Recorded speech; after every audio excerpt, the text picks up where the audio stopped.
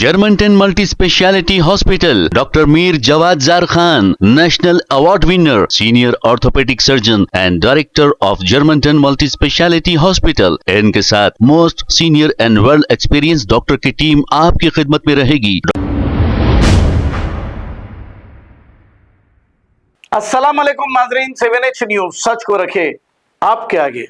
Jubilee hills Congress party के candidate नवीन Yadav nomination डालने जा रहे हैं। इस मौके पर हैदराबाद पार्लियामेंट एमपी वहां पहुंच गए और इन्हें मुबारकबाद देते हुए ये कहा कि यहां पर डेवलपमेंट करना।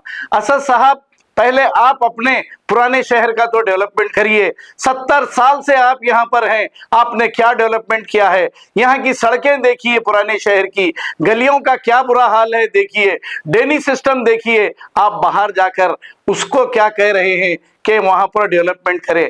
आपका क्या ऐसा मफाद था जो आपने मुस्लिम कैंडिडेट को टिकट देने नहीं दिया और नवीन यादव की तायद कर रहे हैं? आपने अजहरुद्दीन को यहां से इलेक्शन जीतने नहीं दिया और नवीन यादव की तायद करने के लिए चल पड़े। आइए देखते हैं इसी की रिपोर्ट।